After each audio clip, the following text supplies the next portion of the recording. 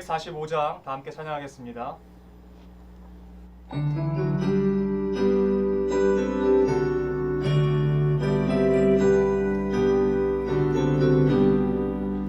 대산을 넘어 왕국에 가도 이 가운데로 걸어가면 주께서 항상 지키시기로 약속한 말씀 변치 않네.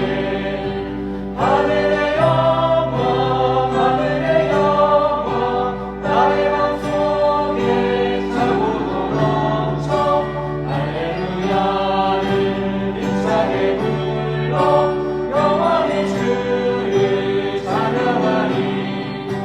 깜깜한 밤에 다니지라도 주께서 나의 길 되시고 나에게 밝은 빛이 되시니 길 잃어버릴 염려 없네.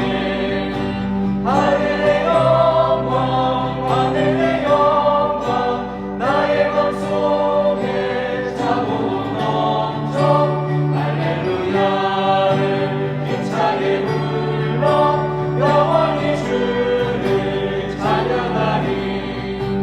광명한 금이 마음에 받아 찬란한 천국 바라보고 할렐루야를 힘차게 불러 날마다 빛에 걸어가리.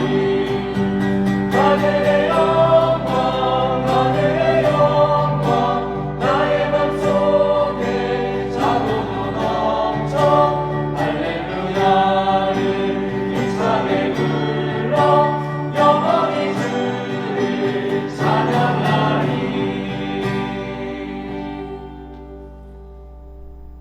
기도하겠습니다. 살아계신 나의 참 좋으신 아버지가 되신 하나님, 감사합니다. 오늘도 우리에게 새날 허락하여 주시고 하루의 첫 시간을 예수 그리스도의 이름을 부를 수 있는 은혜를 허락해 주셔서 감사합니다. 예수가 없는 삶, 예수를 모르는 삶, 그러한 삶에서 우리를 끄집어내시고 불러주셔서 하나님 앞에 모으시고 주님이 누구이신지, 우리를 향하신 하나님의 그 따뜻한 마음이 무엇인지 날마다 보여주시고 우리를 그 길로 인도해 주셔서 감사합니다. 시편 23편 말씀 가운데 기록된 것처럼 하나님은 우리의 참 좋은 목자가 되시고 우리의 삶에 늘 좋은 것을 주시기 위해서 인도하시며 기다리신 하나님이신 것을 우리가 신뢰하고 기억합니다. 양된 우리는 목자 되신 주님의 그 인도하심만 믿고 따라갈 수 있도록 우리에게 믿음의 믿음을 더하여 주시옵소서. 하나님, 오늘도 주의 말씀 앞으로 나아갑니다. 이 말씀 가운데 우리가 꼭 반드시 발견해야 하는 것이 있다면 놓치지 않게 하시고 우리의 귀와 우리의 마음의 눈을 열어서 하나님을 바라볼 수 있는 시간 되게 하여 주시옵소서. 그렇게 인도하실 줄 믿고 감사드리며 살아계신 우리 구주 예수 그리스도의 이름으로 기도드립니다. 아멘. 하나님께서 오늘 우리에게 주신 말씀은 마가복음 9장 2절 말씀입니다. 엿새 후에 예수께서 베드로와 야고보와 요한을 데리시고 따로 높은 산에 올라가셨더니 그들 앞에서 변형되사. 아멘. 오늘의 그 본세 한 문장입니다. 우리는 변화산 정상에서의 체험, 해돋는 새벽, 아름다움에 대한 애착 등을 위해 지음을 받은 사람들이 아닙니다. 우리는 오히려 계곡을 위해 지음을 받았습니다. 이상과 일상이라는 제목으로 잠시 하나님의 말씀을 증거하도록 하겠습니다. 새로운 달이 되었습니다. 벌써 두 자리 숫자 달이 되었습니다. 시간이 얼마나 빠른지 모르겠습니다. 바삐 살아가다 보면요, 어느샌가 하루가 지나 있어요. 그런 하루들이 쌓여서 한 달이 되고, 그리고 그렇게 쌓여서 1년이 지나가곤 합니다. 이렇게 빠르게 시간이 지나가고 세월이 흐르니까요, 우리는 그럴 때일수록 더 하나님을 붙잡아야 되는 줄로 믿습니다. 왜냐하면 우리가 생각하고 믿고 바라보는 대로 살아가지 않으면 살아가는 대로 생각하게 되기 때문에 그렇습니다. 그래서 예수 그리스도를 더 붙잡는 새로운 10월이 되시기를 주님의 이름으로 축복합니다. 오늘 주님은 나의 최고봉에서 말하는 제목은 내려오는 능력이라고 말하고 있습니다.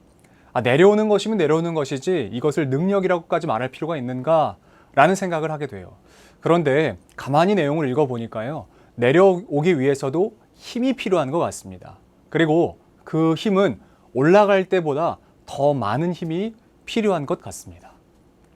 우리는 정상에 있으면서요. 그 정상에 머무는 것을 원하는 삶을 살아갑니다. 왜냐하면 정상에서의 삶은 우리가 생각하고 바라왔던 우리의 이상적인 삶이기 때문에 그렇습니다. 화려한 모습들이 보여지고 바라왔던 모습들이 비춰지기 때문에 그 모습을 보면 거기에서 머물고 싶어하는 것 같아요. 오늘 본문은 마가복음 9장 변화산 사건에 대한 이야기입니다. 변화산은 말 그대로 예수께서 변화된 모습을 경험한 내용을 담은 그 산에 대한 이야기입니다. 물론 엿새 후라고 하는 시간이 흘렀다고 하지만 바로 직전 사건은 베드로의 고백입니다. 그 고백이 있은 후에서 예수께서 제자 셋을 데리시고 산으로 올라가신 사건이 바로 오늘 이 사건의 배경이 됩니다. 그러니까 가이사랴 빌립보 근처에서 베드로가 예수님을 향해서 주님은 하나님의 아들이시고 그리스도라고 하는 그 표현, 그 고백을 했던 것을 미루어 짐작해 볼 때 아마도 이 높은 산이라고 기록되어 있는 장소적인 특징은 바로 헬몬산 혹은 헐몬산, 헤르몬산이라고 불리는 그 산이었던 것 같습니다. 지금 예수와 제자들은 함께 그 올라갔다라는 표현이 기록되는 것을 우리가 볼 수 있습니다. 그런데 그때 오르신 것은요, 예수님은 그곳에서 기거하며 거기에서 머무실 생각으로 오르신 것이 결코 아니시죠.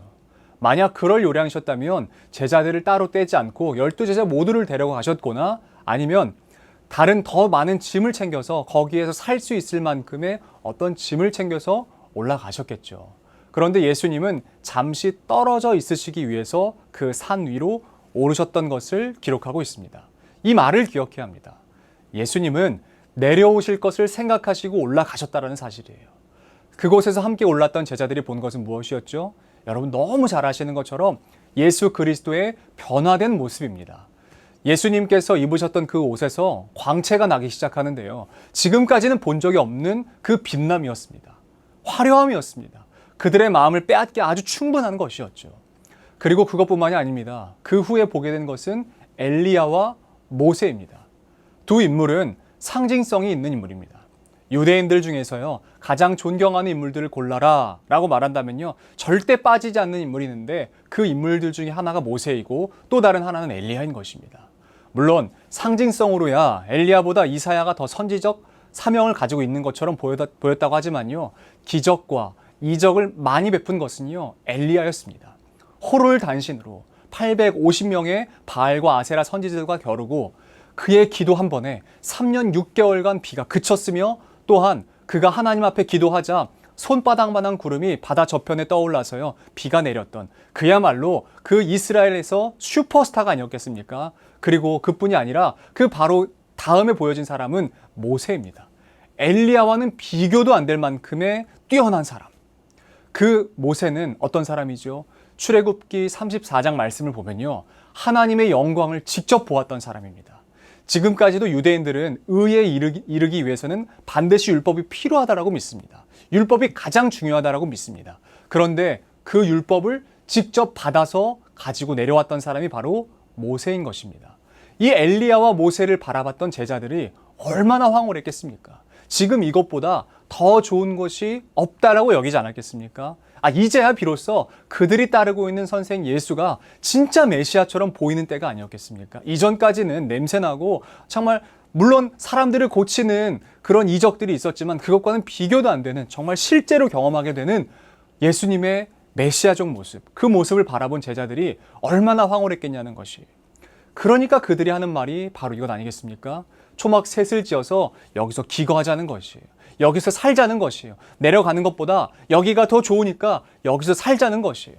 분명히 예수님께서는 아주 잠시 올라오신 것인데 제자들은 여기서 평생 살자고 이야기하는 것입니다. 여기가 더 좋다고 이야기하는 것입니다. 어차피 다시 밑으로 내려가 봐야 아픈 사람들 만나고 병든 사람들 만나고 가난한 사람들 만나고 그러니까 여기서 사는 게 훨씬 더 좋아 보이는 것이에요. 로마나 그것보다 더 꼴보기 싫은 바리새인들, 헤롯 일당들을 보며 사느니 여기에서 피해 사는 것이 얼마나 좋아 보였겠습니까? 이곳, 이 높은 산에서 사는 것이 훨씬 좋은 것처럼 그들이 생각할 수밖에 없었습니다. 그러나 우리가 기억해야 할 것은 그곳에는 예수님의 마음이 없었다는 것이에요. 제자들은 그것을 몰랐습니다. 만약 예수님께서 변화산에서처럼 높은 곳에 예수님의 마음이 있으셨다면 아마 예수님은 인간의 연약한 몸으로 이 땅에 오시지도 않았을 것입니다. 그냥 명령 한마디로 고치시면 되죠. 명령 한마디로 새롭게 하시면 되죠. 굳이 이 연약하고 냄새나는 이 사람들 틈바구니 속에 사람의 연약한 몸을 입고 오실 필요가 있겠냐는 것이에요. 이미 이 땅에 메시아로 오셨던 예수님은요, 가장 큰 낙차로 떨어짐을 경험하신 것입니다. 그런 예수께 제자들이 뭐라고 이야기합니까? 여기가 더 좋으니까 주님, 라비어, 선생님 여기서 사십시오. 여기서 함께 머뭅시다. 예수님의 마음도 모르는 소리를 하고 있습니다. 그런데 베드로만 어리석은 줄 알았어요. 알고 보니까 우리도 똑같더라고요. 저도 똑같더라고요. 저도 늘 높은 곳에, 화려한 곳에, 빛나는 곳에, 인정받을 만한 곳에 있길 원하는 것 같습니다. 이상에 빠져서 우리의 일상은 하나도 관심 있게 들여다볼 생각을 안 하고 있었던 것 같아요.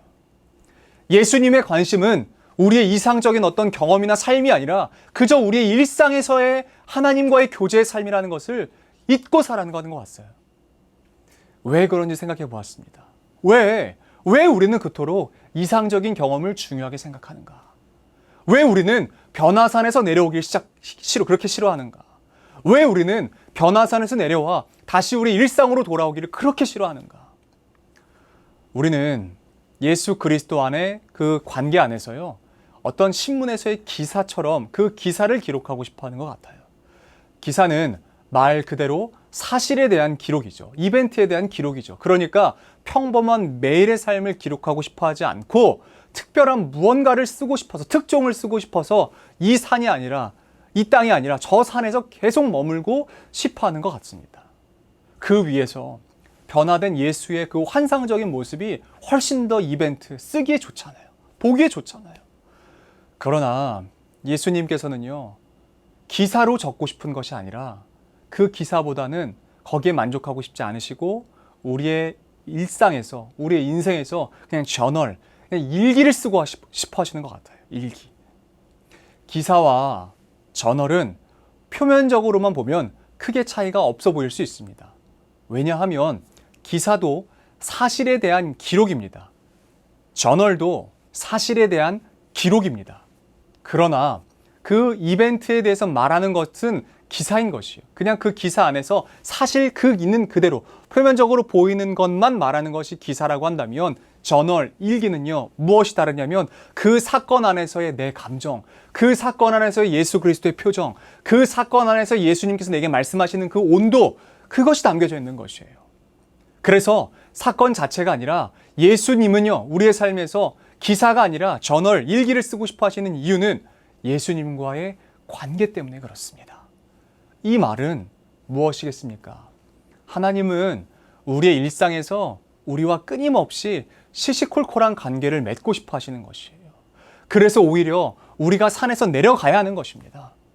산에 있으면 사건에 사로잡혀서요, 관계를 생각하지 않게 되기 때문에 그래요. 또 이벤트가 있나? 또 새로운 것이 있나? 또 특종이 있나? 이것만 생각하기 때문에 그렇습니다. 이벤트는 가끔 있어야 이벤트입니다. 기적은 가끔 있어야 기적인 것이에요. 그러나 예수와의 만남을 이벤트로 가져가면요, 안 되는 것이에요. 일상으로 가져와야 되는 것입니다. 예수님과의 만남이 이상적인 것이라면 연례 행사가 되는 것이죠. 죽을 때까지 한 번만 경험해도 그냥 그것을 만족하고 끝나는 것이죠. 예수님 그거 원하지 않으세요. 예수님은 우리와 일상을 나누고 싶어 하세요. 비록 그 일상을 나누는 장소가 골짜기이고 화려한 것이 단 하나도 없어도요, 여기에 우리의 일상에서 예수님과 우리의 마음을 나누고 싶어 하시는 것입니다. 그러므로 사랑하는 수유제일교회 성도 여러분, 이제 우리가 이 산에서 내려갑시다. 이상적인 어떤 허상에 사로잡혀서요, 우리의 일상을 저버리지 맙시다.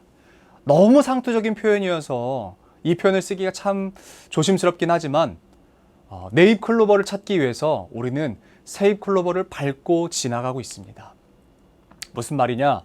네잎클로버의 꽃말은 행운이죠. 그러나 세잎클로버의 꽃말은 행복입니다. 일상을 밟고 특별한 이벤트를 바랬던 우리의 이전의 삶에서 이제는 어떠한 이상적인 삶이 아니라 일상의 경험으로 예수 그리스도를 경험하는 저와 여러분들이 되었으면 좋겠습니다. 우리가 일상에서 예수 그리스도를 경험하고 교제하는 우리가 되어지기를 예수님의 이름으로 축복합니다. 우리가 있는 그 자리, 골짜기, 그 골방, 그 누구도 돌아보지 않는다라고 하는 우리 일상이지만 그 일상에서 저와 여러분들이 날마다 예수님과 함께 일기를 써내려가는 예수님과의 그 감정을 나누는 그 교제가 풍성해지는 저와 여러분들의 삶이 되기를 축복합니다. 기도하겠습니다. 사랑하는 하나님, 우리는 예수님을 이벤트로 경험하고 싶어 하는 것 같습니다. 딱 한 번, 언젠가 한 번 머리를 맞을 만큼 우리 일상을 흔들 만큼 그런 이벤트만을 고집하고 바라왔던 것 같습니다. 그러나 어쩌면 예수님은 그런 이벤트, 이상적인 어떤 경험이 아니라 일상에서 소소한, 정말 일상에서 그 누구도 거들떠보지 않을 것만 같은 작은 경험들, 그 작은 경험들이 켜켜이 쌓이기를 원하시는 것 같습니다. 하나님, 이제 우리가 높은 산에서 내려와 우리의 일상, 우리의 골방에서 하나님과의 그 교제와 관계가 깊어지는 삶이 되게 하여 주시옵소서. 하나님과 아주 작은 것이라도 교제하며 나누고 주님과의 마음을 나누고 주님과의 사랑을 나누고 주님과의 은혜를 나누고 주님과의 일상을 나누는 우리의 모든 삶이 되게 하여 주시옵소서. 우리에서 주님께서 가르치신 기도로 오늘 예배를 마치도록 하겠습니다. 하늘에 계신 우리 아버지, 아버지의 이름을 거룩하게 하시며 아버지의 나라가 오게 하시며 아버지의 뜻이 하늘에서와 같이 땅에서도 이루어지게 하소서. 오늘 우리에게 일용할 양식을 주시고 우리가 우리에게 잘못한 사람을 용서해 준 것 같이 우리의 죄를 용서해 주시고 우리를 시험에 빠지지 않게 하시고 악에서 구하소서. 나라와 권능과 영광이 영원히 아버지의 것입니다. 아멘.